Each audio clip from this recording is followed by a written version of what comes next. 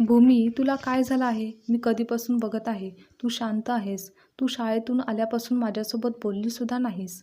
अलका आपल्या लेकीला म्हणाली, आई, तुला खरं सांगू का? मला या सगळ्या गोष्टींचा खूप जास्त राग येतोय. या परिस्थितीचा कंटाळा आला आहे. आई, तू असं का करतेस? तुझे हे वागणे मला अजिबातच आवडत नाही. भूमी दबदबलेल्या डोळ्यांनी आईला म्हणाली, पण तू मला सांगणार आहेस का? काय झालं आहे? अलका आता विचारात पडली होती. तू असं दुसऱ्यांच्या घरी जाऊन सफाईचं काम केलेलं मला अजिबात आवडत नाही. तुझं हे काम मला काही पटत नाही. कारण की शाळेत सगळेजण मला चिडवतात आणि ते मला आवडत नाही. तू मला चांगल्या शाळेत घातलं. तू माझं एवढं छान नाव ठेवलं आहेस ना. मग माझं नाव कोणी का घेत नाही? मला सगळे म्हणतात की सफाई कामवाली बाईची मुलगी म्हणून शिकून काय करणार? ती तर सफाई कामगारच बनणार. आई, मला सफाई कामवाली बाई बनायचं नाही आहे. मला शिकायचं आहे. मला माझ्या नावाची ओळख निर्माण करायची आहे. खूप मला मोठं व्हायचं आहे. आपली ही परिस्थिती बदलायची आहे. त्यासाठी मी मन लावून अभ्यास करते. पण शाळेत सर्वजण मला काहीही बोलतात. त्यामुळे मला वाईट वाटतं. त्या शाळेत जायची इच्छाच होत नाही. भूमी लहान होती, पण तिचे विचार मात्र खूप मोठे होते. काय गं, तुला काय करायचं आहे? तुला कसली आली आहे लाज आईच्या कामाची? लक्षात ठेव, आई काम करते म्हणून तिच्याच पैशावर तुला शिकायला मिळत आहे आणि आपण याच पैशावर जगतोय, हे लक्षात ठेव, असं भूमीची आजी रागाने म्हणाली. आई, तू जरा शांत होशील का? अलका आपल्या आईला म्हणाली. हो, तू मलाच शांत कर. याआधी पण तुला सांगत होते की पोरीला जास्त शिकवायच्या भानगडीत पडू नकोस. ती शाळेत गेली, 4 धडे काय शिकली की लगेच अक्कल शिकवायला लागली. म्हणूनच तुला मी सांगत होते, फार चांगल्या शाळेत काही तिला घालू नकोस. पण तू ऐकलं नाहीस, आजी रागातच म्हणाली. पण मी माझ्या लेकीला तिच्यासाठी मी काहीही करेन. जे मी भोगलं आहे ते तिच्या वाट्याला यायला नको, याची काळजी मी स्वतः घेईन. त्यानंतर थोडा वेळ कोणीच काही बोललं नाही. पण भूमीच्या या बोलण्याने अलका खोल विचारात हरवली होती. ती ते काम सोडू पण शकत नव्हती, कारण त्याच तर कामावर तिचा उदरनिर्वाह चालत होता. पण लेकीच्या मनाची होणारी अस्वस्थता तिला सहन होत नव्हती. आपल्या मुलीकडे कोणी बोट करून दाखवलेलं अलकाला सहन होणार नव्हतं. म्हणूनच यातून मार्ग काढण्यासाठी अलकाने ठरवलं की तिला एका चांगल्या बोर्डिंगला ठेवावं, जेणेकरून ती तिचं शिक्षण पूर्ण करेल, तिचा अभ्यासात देखील लक्ष लागेल व तिला तिची स्वप्न देखील पूर्ण करता येतील. दुसऱ्या दिवशी अलका भूमीसोबत बोलत होती की, भूमी बाळा, यापुढे तुझे शिक्षण बोर्डिंग स्कूलमध्ये होईल. तेथे तू मन लावून अभ्यास कर, खूप मोठी हो आणि तिकडे तुला माझ्या कामावरून कोणी काही चिडवणार देखील नाही. अलका आपल्या लेकीला जवळ घेत म्हणाली. नाही आई, मला असं बोर्डिंगमध्ये शिकायचं नाही आहे. मला तू माझ्यासोबत हवी आहेस. माझ्या आईने सफाईचं काम केलेलं मला नाही आवडत. किती वेळा सांगितलं तुला. 7वीत असलेली भूमी आपल्या आईला आपल्या मनातील भाव व्यक्त करत होती. तिला जवळ घेत अलका रडू लागली. स्वतःपासून आपल्या मुलीला लांब पाठवणं अलकालाही जड वाटत होतं. पण आत्ताच्या घडीला या परिस्थितीला हाच मार्ग बरोबर आहे असं अलकाला वाटत होतं. तुला कसं सांगू? हीच आपली रोजीरोटी आहे. ह्याच्यावरच आपलं पोट भरतं. आई, आपण दुसरंही काम करू शकतो ना? आमचे सर नेहमी म्हणतात, कष्ट करणाऱ्याला कितीही काम मिळतात. आपल्याला हातपाय देवाने धड-धाकट दिलेत ना, मग आपण का म्हणून असं काम करून पैसे कमवायचे? तूच सांग. भूमी आता हट्टाला पेटली होती.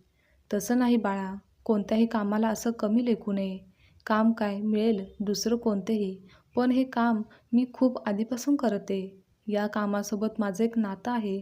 भलेही ते काम छोटं किंवा कमी दर्जाचं असू दे, पण मला माझ्या कामाशी प्रामाणिक राहायचं आहे. जेव्हा कोणी मला काम देत नव्हतं, तेव्हा ह्याच कामाने आपल्याला आधार दिला. असू देत, तू अजून लहान आहेस, ते तुला नाही कळायचं. एवढं बोलून अलकाने भूमीला झोपायला पाठवलं आणि ती देखील अंथरुणात आडवी झाली. पण तिला काही केल्यास झोप काही येईना.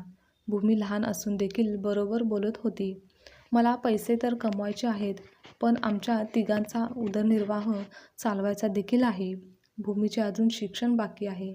जे दुःख माझ्या वाट्याला आलं ते तिच्या वाट्याला नको. तिला खूप मोठं होताना पाहायचं आहे आणि त्याचबरोबर मला माझ्या लेकीचं मन दुखवायचं देखील नाही.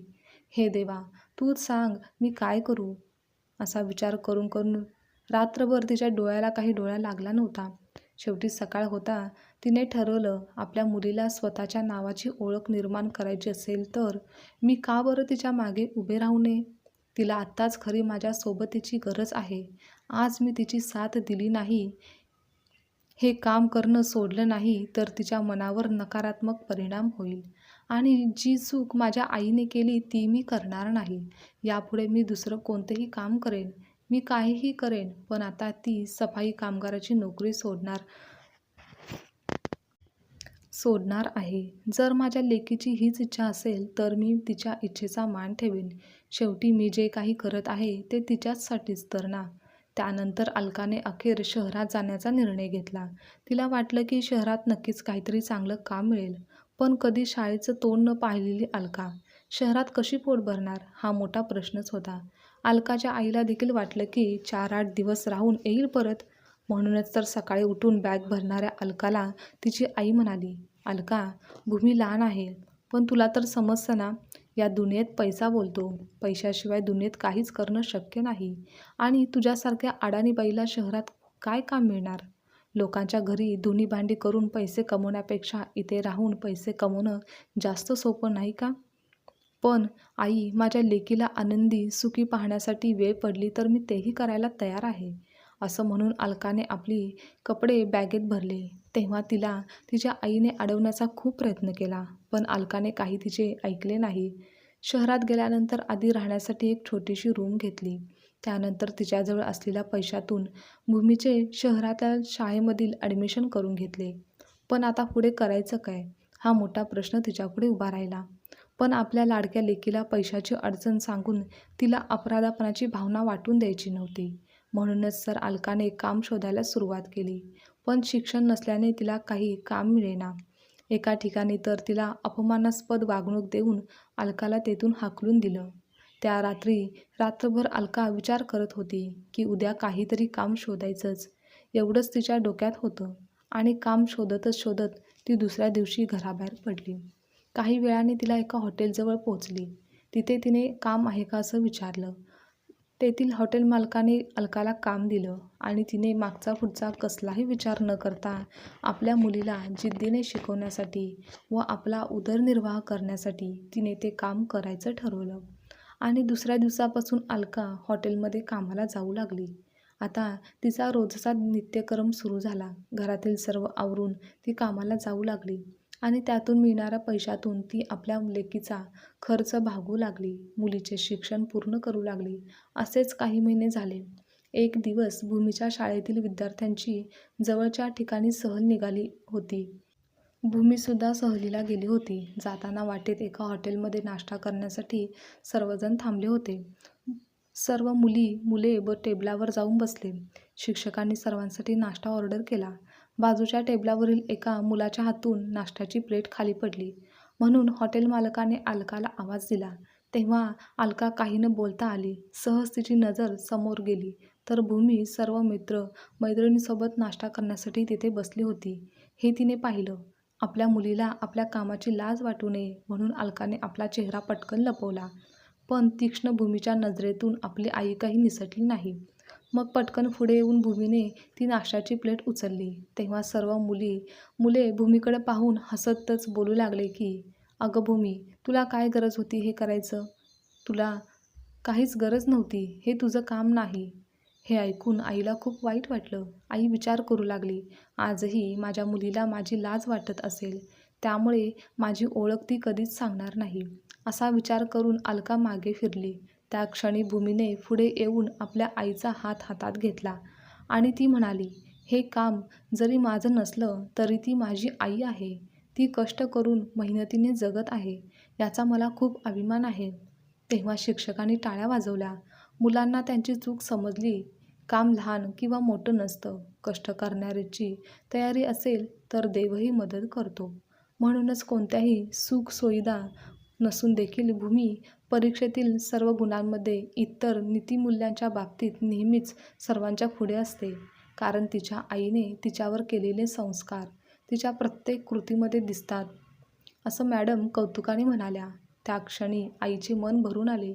मी आज एक आदर्श आई आणि एक मेहनती स्त्री झाली, ते केवळ माझ्या लेकीच्या हट्टामुळे.